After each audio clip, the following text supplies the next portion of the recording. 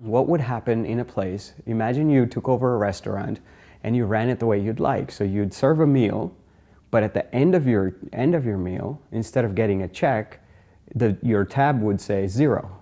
Your bill is 0 because someone before you has paid for you, and it's a gift to you. Now, you have an opportunity to pay forward for a person after you, whatever you'd like.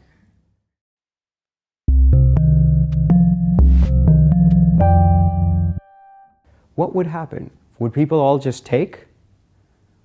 Or would people pay forward? Would love beget more love? Or would people just be selfish and it would degenerate into nothing? We didn't know, but we said, you know, we believe in love. Let's do it, right?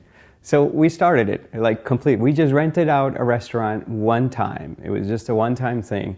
And we invited the community and people came and people loved it. And people paid forward. And we had enough money to do the next week. And then we did it again next week, and the third week, and the fourth week. And like that, it continued for years and years and years. It's still going on now in 18 places around the world.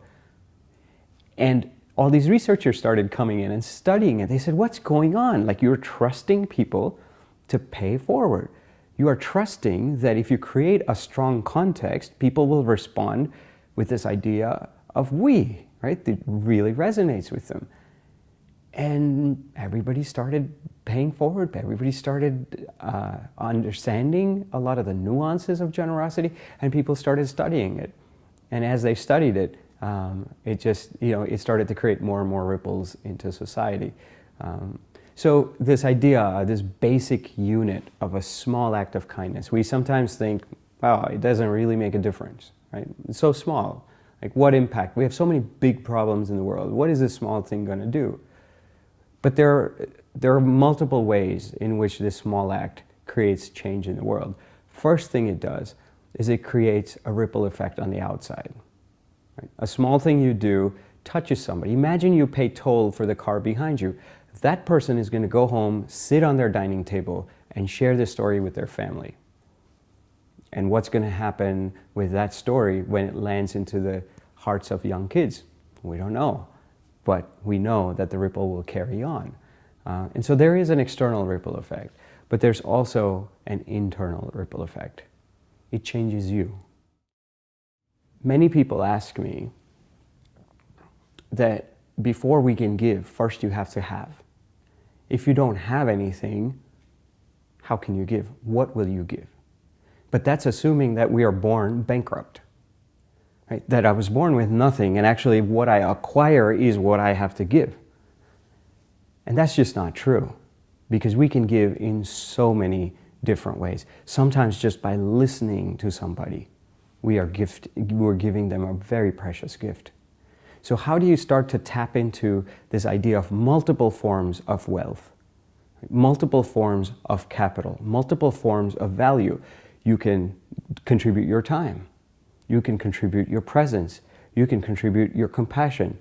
You can contribute community. Even, they used to say, even attention, even a simple thing like paying attention is now a scarce commodity in our world. It used to be that, goldfish had like the shortest attention span of all living things, right? And now we have replaced them at the bottom of the rung. We can't pay attention for even 9 seconds now. Our attention span moves in less than 9 seconds on average. And so you look at that and you say, wow, what if I can just listen to you? Maybe for 18 seconds, maybe for a minute, maybe even longer. What if I can listen to you without any judgment? And if you can just learn to hold space with life in front of you in that way, with that attention, with that care, with that compassion, if you can start to look at life, if you can open each door and instead of saying, what am I going to get? If we start to say, what am I going to give? What can I contribute? Not just materially, but personally, creatively, spiritually, in so many different ways, then that connection is multidimensional. It's no longer singular. And I think that has immense power. And I think we have to cultivate that as society. We live with this myopic lens of value equated to money. Wealth equals money. I think wealth is far greater than money. Sure, money is an expression of wealth. It's not to discount that. But there are so many different expressions. Right? A mother's love is an expression of incredible wealth. An artist's painting is an expression of incredible wealth that goes way beyond the market economies. Right? A small act of kindness is an expression of just immense, it has immense value to a culture, to the person who is doing it, and to the person who is receiving it. So how do we start to create systems and structures around alternative forms of capital is a question that I think we have to hold in society. I would encourage everybody to go out and do a small act of kindness right now, today. Right? I think we can do it no matter how much. You can do it in financial ways, you can do it in non-financial ways, but we can all do that extra act of kindness. But the orientation of the act of kindness, usually we look for the external impact. And while that's there, we can trust in the ripple effect to carry that out. But I would say do that act with also an inner orientation, to see what kind of inner transformation occurs when you do this act of kindness. I remember this beautiful, after I talked to a bunch of young people, they gave me a bouquet. Right? They gave me a couple of bouquets, in fact. And what I did was I opened up these bouquets at the end, and I said, okay, everybody take a flower, go out and gift it to somebody you haven't appreciated, whether it's the cook in the canteen, or whether it's your teacher, or whether it's a student. Just go out and let this ripple out. And so there was this big queue, and I was giving out these flowers.